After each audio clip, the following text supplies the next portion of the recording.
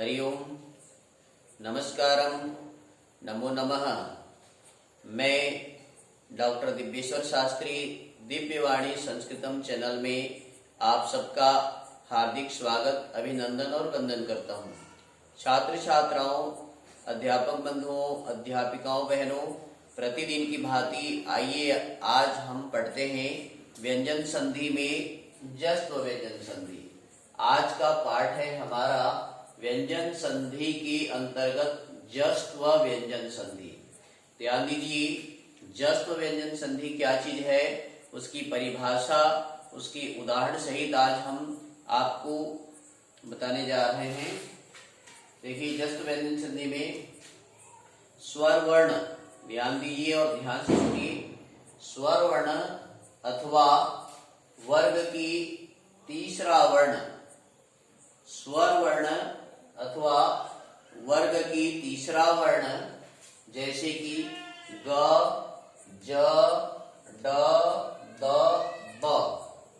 ध्यान दें, कोई स्वर वर्ण हो अथवा वर्ग की तीसरे वर्ण हो। 5 वर्ग होते हैं, क, च, ट, त, प।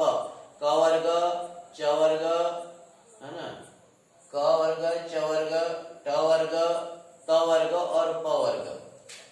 प्रत्येक वर्ग की तीसरा वर्ण जैसे ग, ज, ड, द, ब। क वर्ग का ग, है ना, और च वर्ग का ज, ट वर्ग का ड और त वर्ग का द तथा प वर्ग का ब। आगे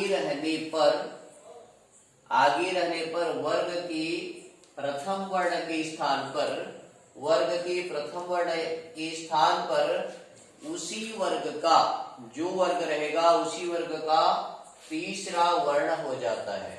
उसी वर्ग का तीसरा वर्ण हो जाता है। अर्थात क वर्ग का प्रथम वर्ण रहने पर क वर्ग का तीसरा वर्ण ग हो जाता है। च वर्ग परे रहने पर च वर्ग का पहला अक्षर हो तो च वर्ग का तीसरा वर्ण, है ना, तीसरा वर्ण च, छ, ज हो जाता है। प्रथम वर्ण के स्थान पर उसी वर्ग का तीसरा वर्ण हो जाता है। अब ये ड है, ट वर्ग का पहला वर्ण ट के स्थान पर उसी वर्ग का तीसरा वर्ण ड हो जाता है। और ये त वर्ग के स्थान पर, त वर्ग की पहला वर्ण त के स्थान पर द हो जाता है और प वर्ग का पहला प के स्थान पर तीसरा वर्ण ब हो जाता है। तो आप समझ रहे हैं, वर्ग की स्वर वर्ण हो अथवा वर्ग की तीसरा वर्ण के स्थान पर तीसरा वर्ण आगे रहने पर, उसके आगे तीसरा वर्ण रहने पर उसी वर्ग का, जिस वर्ग के बारे में हम पढ़ रहे हैं उसी वर्ग का प्रथम वर्ण के स्थान पर पहला जो वर्ण रहेगा उसके स्थान पर तीसरा वर्ण हो जाता है। उदाहरण से आपको समझ में आएगा। सबसे पहले हम चलते हैं यहाँ पर क वर्ग के बारे में। क के स्थान पर ग कैसे होता है, ध्यान दीजिए। वाक धन ईशः बराबर वागीशः, यहाँ पर क के स्थान पर ग हो गया। वाक धन ईशः बराबर वागीशः। दीक धन गजः, क देख रहे हैं, दीक धन गजः बराबर दिग्गजः। दीक धन गजः बराबर दिग्गजः। समझ में आ रहा है। वाक धन ईशः बराबर वागीशः, क के स्थान पर ग हो गया है। ध्यान दें। इसी प्रकार से यहाँ पर एक है वाक धन अर्थो, वाक धन अर्थो बराबर वागार्थो। इस प्रकार से, है ना, वाक धन ईशः देख रहे हैं आप, यहाँ पर आपको समझ में आया। क के स्थान पर वाक धन ईशः वागीशः, दीक धन गजः दिग्गजः, वाक धन अर्थो वागर्थो। यहाँ पर क के स्थान पर ग उसी वर्ग का तीसरा वर्ण हो जाता है। और आगे हम चलते हैं, है ना, आगे चलते हैं हम, जो है च को ज हो जाता है। च के स्थान पर ज कैसे होता है, उदाहरण से आप जान सकते हैं। जैसे कि अच धन अंतः, च अच धन अंतः बराबर अजंतः। ध्यान दें, अच, च के स्थान पर अच धन अंतः बराबर अजंतः, और अच धन आदि, अच धन आदि बराबर अजादि। हाँ जी, ये आपको समझ में आ रहा है। अच धन आदि बराबर अजादि, अच धन अंतः बराबर अजंतः। इस प्रकार से च पहला, च वर्ग का पहला वर्ण च हो गया, उसको तीसरा वर्ण हो जाता है ज, है ना, अजंतः, अजादि। अब आगे चलते हैं, है ना, ट के स्थान पर ड हो जाता है, ट के स्थान पर ड हो जाता है। जैसे सम्राट धन अपि, सम्राट अपि, है ना, सम्राट ट के स्थान पर ड हो गया, सम्राट अपि। सठ धन आननः, सठ धन आननः, षडाननः, सठ धन आननः, षडाननः। सठ धन दर्शनम, ध्यान देंगे, सठ धन दर्शनम बराबर षड दर्शनम। क्या देख रहे हैं आप, क्या सो रहे हैं, ट के स्थान पर ड हो जाता है। वर्ग की पहले वर्ण के स्थान पर उसी वर्ग का तीसरा वर्ण, वर्ग ट वर्ग का पहला वर्ण ट है, ट के स्थान पर ड बोलता है। षडाननः, सम्राट धन अपि, सम्राट अपि, अश धन, है ना, इस प्रकार से सम्राट अपि। और एक है षड धन, षड धन देवाः, षड धन देवाः, षड देवाः। इस प्रकार से आप जान सकते हैं, सम्राट धन अपि, सम्राट अपि, षड धन दर्शनम, षड दर्शनम। तो ये जस्त्व संधि का ट के स्थान पर ड हो जाता है।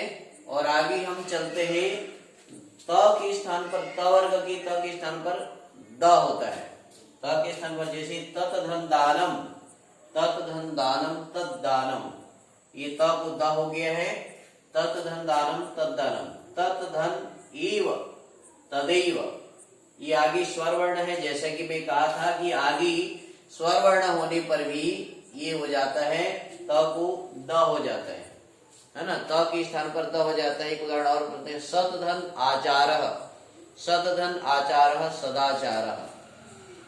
चित धन आनंदः, चिदानंदः, चित धन आनंदः, चिदानंदः। और एक है महत धन दानम, महत दानम, महत धन धनम, महत धनम। इस प्रकार से आप देख रहे हैं, त के स्थान पर, है ना, ये त के स्थान पर द हो जाता है। ये हमारा नियम जो चल रहा है, तत् धन दानम। और अंतिम वर्ण है ना, प के स्थान पर ब हो जाता है। प वर्ग का पहला वर्ण प होता है, उसके स्थान पर ब हो जाता है ना। जैसे सूप धन अंतः, सूप धन अंतः, सुबंतः, है ना, सूप धन अंतः बराबर सुबंतः, है ना। यहाँ पर थोड़ा सा आपको बता रहा हूं, सूप धन अंतः बराबर सुबंतः, ये प को ब हो जाता है, सुबंतः। ध्यान दे रहे हैं, सूप धन अंतः, सुबंतः। यहाँ पर जो है ना, क्या हुआ है, अच, है ना, अप धन ज, अब्जः, अप धन जह बराबर अब्जः। इस प्रकार से बना, सूप में प के स्थान पर ब हो जाता है, सुबंतः। ठीक है, तो ये आज का जस्त्व व्यंजन संधि आप पढ़ रहे हैं। फिर एक बार से इसको ध्यान से सुनेंगे। स्वर वर्ण अथवा कोई भी वर्ग रहेगा, 5 वर्ग में से, क वर्ग, च वर्ग, ट वर्ग, त वर्ग, प वर्ग, इनमें से कोई भी वर्ण आगे रहने पर जिस वर्ग का पहला अक्षर रहेगा, उसी वर्ग का तीसरा वर्ण हो जाता है ना। ये आप देख रहे हैं, वाक धन ईसह में यहाँ पर क है तो ग हो जाता है, वागीसह। दीक धन गजह, क को ग हो गया, दिग्गजः बना, है ना। दीक धन अंबरः, दीक धन अंबरः, दिगांबरः। इस प्रकार से जस्त्व संधि में पहले के स्थान पर तीसरा, वैसे आप समझ सकते हैं, वर्ग के पहले वर्ण को तीसरा वर्ण हो जाता है। छात्र छात्राओं, अध्यापक बंधुओं, अध्यापिकाओं, बहनों, प्यारे विद्यार्थियों, बहुत ही सुंदर और प्रत्येक प्रतियोगी परीक्षाओं में ये संधि बहुत बार आता है। खास करके 9वीं 10वीं 11वीं 12वीं या BA MA या कोई भी कंपटीशन परीक्षा आप दे रहे हैं, तो इस जस्त्व संधि के अंतर्गत में ये जस्व और व्यंजन संधि को प्रायः पूछा जाता है। इसके उदाहरण आते हैं, या फिर संधि विच्छेद करना होगा, या फिर जो है ना आपको उसको जो है ना संधि युक्त करना होगा, संधि बना होगा। जैसे सतधन आचार, सतधन आचार बराबर सदाचार, त के स्थान पर द हो जाता है, ध्यान देंगे। सतधन आचार सचित धन आनंद, यहाँ पर बन गया चित धन आनंद चिदानंद। महत धन दानम, महत धन दानम महत दानम, है ना। चित धन रूपम, चित धन चिद रूपम, त के स्थान पर द हो जाता है। और ये है ना ट के स्थान पर ड कैसे होता है, इसका उदाहरण मैंने बताया आपको। सम्राट धन अपि, सम्राट अपि, है ना। षट धन आननः षडाननः, षट धन दर्शनम, षड दर्शनम, ध्यान देंगे। षट धन दर्शनम, षड धन दर्शनम, ये ट को ड हो जाता है। और च को ज, च के ज को उदाहरण के लिए हमने आपको च के स्थान पर ज होता है, जिसको बताया था। यहाँ पर उदाहरण दे लिखा है, मैं है ना, ये दिया है यहाँ पर। अच धन अंतः, अच धन अंतः बराबर अजंतः, अच धन आदि बराबर अजादि। इस प्रकार से आप जो है इसके बारे में जान सकते हैं। अच धन आदि अजादि, अच धन अंतः अजंतः, ऐसा उदाहरण आपको जो है ना देखने और सुनने के लिए मिलेगा। आप समझ जाएंगे कि वहां पर जस्व संधि है। त को द, स्पष्ट तत् धन दानम तद्दानम, तत् धन एव तदेव। और ब को उदाहरण सुप धन अंतः सुबंतः, है ना। सुप धन जह, है ना। अप धन जह अब्जह, है ना। सुबजह कहना चाहिए। अप धन अप, प के स्थान पर अब्जह, अप धन जह बराबर अब्जह। तो इस प्रकार से आज आपने जस्व व्यंजन संधि को सीखा। आगे और विविध प्रकार की संधियों को आपको बड़े ही सरलता से सिखाते रहेंगे। यदि आपको नहीं समझ में आता है तो मेरा जो दूरभाष संख्या है 80 85 11 18 54, ध्यान देंगे 80 85 11 18 54, इसमें आप मेरे को कॉल करें। और ये संधि पाठ, व्याकरण के पाठ आपको अच्छे लगते हैं तो दिव्यवाणी संस्कृतम जो हमारा चैनल है उसको लाइक करें, सब्सक्राइब करें और कमेंट्स करें। आपको ये संधि पढ़ते हुए कैसा लग रहा है अवश्य आप अपने कमेंट्स लिखें।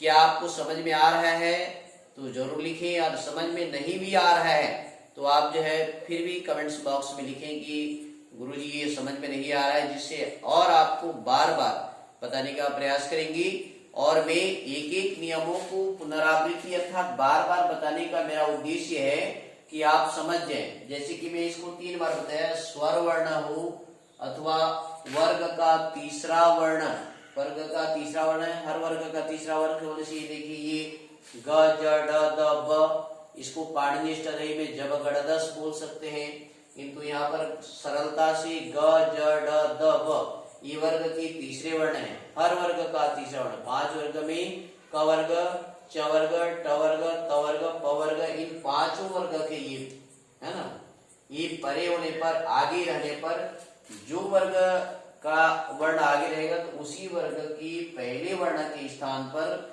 तीसरा वर्ण हो जाता है। ऐसे बार बार हम आपको पुनरावृत्ति के साथ में पढ़ा रहे हैं और आशा करता हूं कि आप इसको समझ जाएंगे, सीख जाएंगे और इसका प्रयोग करेंगे। कहीं भी आपका एक भी अंक न कटे। इन्हीं शुभकामनाओं के साथ मैं आप सबको पुनः पुनः धन्यवाद देते हुए दिव्यवाणी संस्कृतम चैनल में जुड़े रहने के लिए निवेदन करता हूं और आगे के पाठों में भी आप सतत भाग लेते रहें, यही मेरी शुभकामना है, यही मेरे आप सबसे प्रार्थना भी है, निवेदन है, जिससे आप संस्कृत भाषा को सरलता से सीख सकें और कठिनाइयों को दूर कर सके, अंक न कटे, लोगों को बता सके, सिखा सके, पढ़ा सके।